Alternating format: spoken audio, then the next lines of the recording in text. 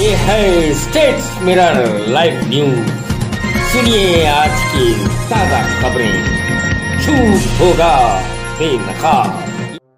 कलबुर्गी शहर के ताज सुल्तानपुर गांव में कुछ आवारा गुंडे लड़कों ने रात के औकात का फायदा उठाते हुए घरों के सामने खड़े होकर कारों को, ऑटो रिक्शा को और टू व्हीलर्स गाड़ियों को पत्थरों से मार कर नुकसान पहुंचाया है। इसके बारे में सब अर्बन पुलिस स्टेशन की जानिब से इंक्वायरी की जा रही है। खरगे फैमिली को मिली धमकी, जान से मारने वाला एक धमकी का वीडियो वायरल हो रहा है।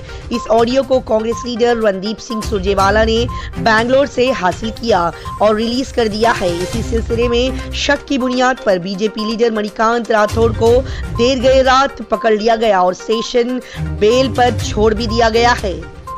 फरहताबाद में श्री सीमेंट फैक्ट्री कायम होने जा रही है। कहा जाता है कि सीमेंट फैक्ट्री वालों ने फी एकड़ 15 लाख रुपए के हिसाब से 8 से 5 साल पहले खरीदे थे और जब कार्ड भी देने का वादा भी किया था, लेकिन अब 15 लाख के बजाय 8 लाख दे रहे हैं और जॉब कार्ड भी देने से इनकार कर रहे हैं। ऐसा किसानों के लीडर शेर अली ने कहा।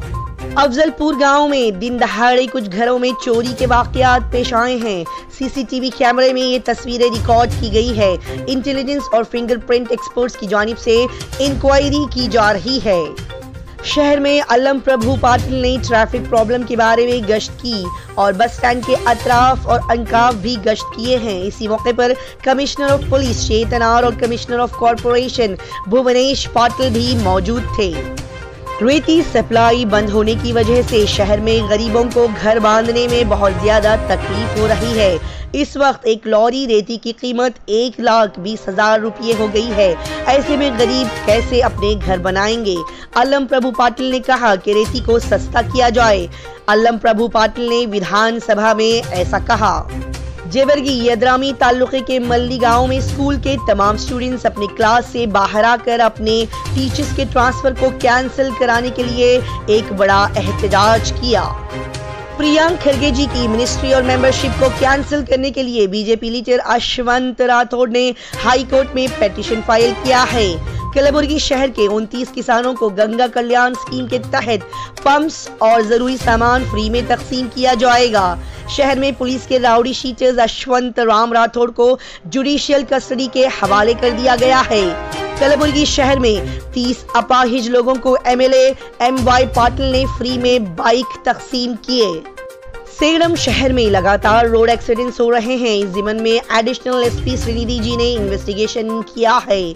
कलबुर्गी शहर में हर पुलिस स्टेशन के दायरे में आने वाले हर स्कूल में बच्चों को गांजे के नुकसानात के बारे में समझाया जा रहा है।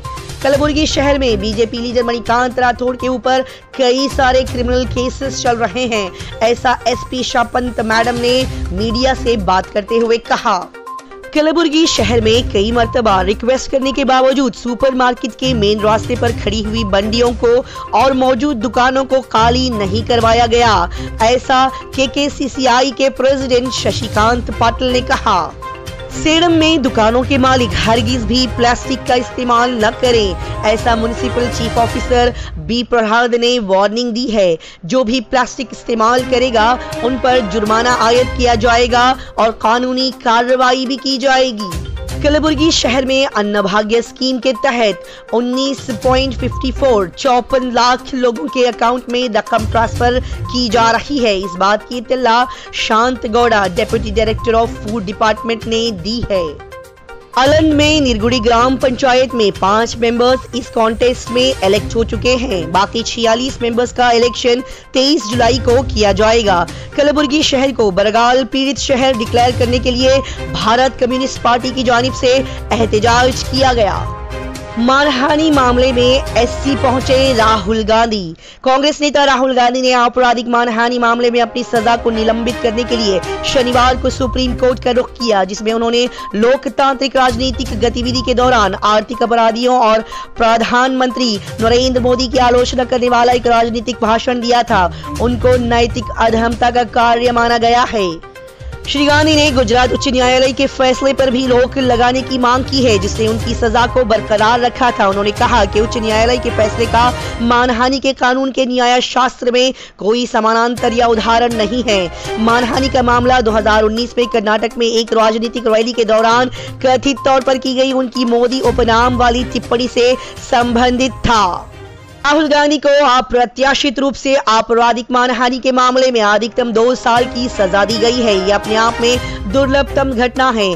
पूछने पर सजा को निलंबित कर दिया गया है। हालांकि दोष सिद्धि पर रोक नहीं लगाई गई है, निलंबित नहीं किया गया है। इसका परिणाम ये हुआ है कि याचिकाकर्ता को 8 साल की लंबी अवधि के लिए सभी राजनीतिक निर्वाचित कार्यालयों से कठोर बहिष्कार में रखा गया, वो भी दुनिया के सबसे बड़े लोकतंत्र में, जहां याचिकाकर्ता देश के सबसे पुराने राजनीतिक आंदोलन का पूर्व अध्यक्ष रहा है और लगातार इसमें भी शामिल है।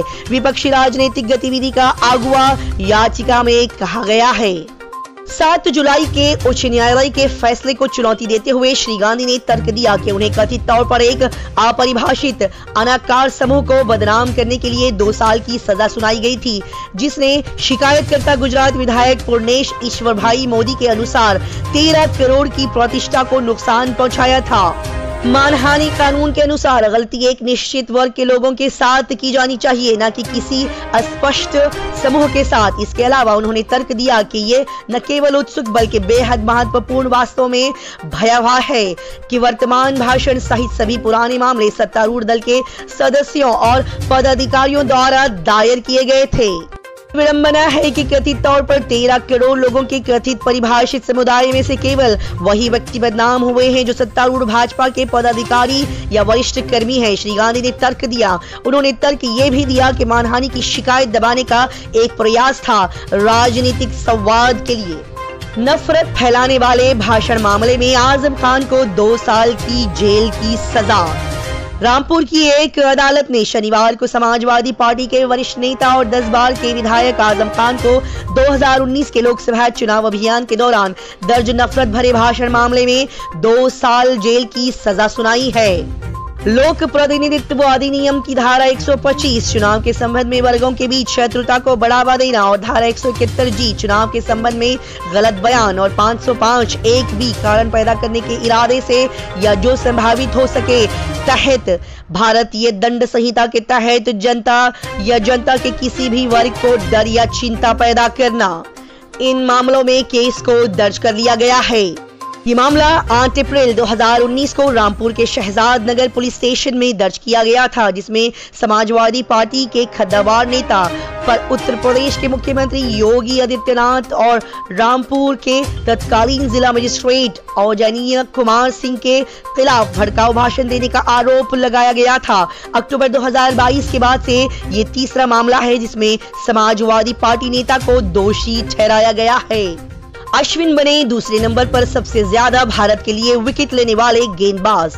आर अश्विन शनिवार को अंतर्राष्ट्रीय क्रिकेट में अनिल कुंबले 953 के बाद भारत के लिए दूसरे सबसे ज्यादा विकेट लेने वाले गेंदबाज बन गए हैं। उन्होंने डोमिनिका में वेस्टइंडीज के खिलाफ पहले टेस्ट के दौरान हरभजन सिंह की संख्या 707 को पीछे छोड़ दिया। अश्विन ने मैच में 131 रन देकर 12 विकेट लिए हैं और अब 271 अंतर्राष्ट्रीय मैचों के उनके नाम 709 विकेट हो गए हैं।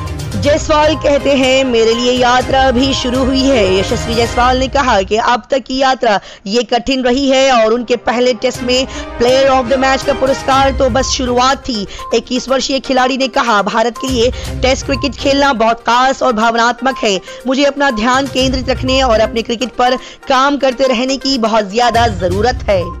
विंडीज के कप्तान ब्रेथवेट ने नवोदित अतनाजे के प्रयासों की सराहना की है। वेस्टइंडीज के कप्तान क्रेग ब्रेथवेट ने शुक्रवार को नवोदित एलिस अतनाजे की प्रशंसा की और उन्होंने कहा उन्होंने बहुत अच्छी शुरुआत की है। जिस तरह से उन्होंने बल्लेबाजी की उससे पता चलता है कि उन्हें खेलना बहुत ज्यादा पसंद है। उन्होंने गेंद से भी हमारे लिए अच्छा काम किया है। उनका भविष्य उज्जवल है और उनके पास मजबूत दिमाग है। वो वेस्टइंडीज क्रिकेट के लिए बहुत कुछ करेंगे। दुनिया के शीर्ष क्रम के गेंदबाज अश्विन वेस्टइंडीज की बल्लेबाजी लाइनअप के लिए बहुत ज्यादा अच्छे रहे थे, क्योंकि उनके खेल के दूसरे 5 विकेट ने शुक्रवार को यहां शुरुआती टेस्ट में भारत की पारी और 141 रन से जीत दर्ज कराई है। भारत ने दोपहर के सत्र के मध्य में अपनी पहली पारी 5 विकेट पर 421 रन पर घोषित करने के बाद कैरेबियाई बल्लेबाजों को 50.3 ओवर में 130 रन पर ढेर कर दिया है, जिससे 3 दिवसीय मैच का समापन सुनिश्चित हो गया है। ये थे आज की धमाकेदार खबरें।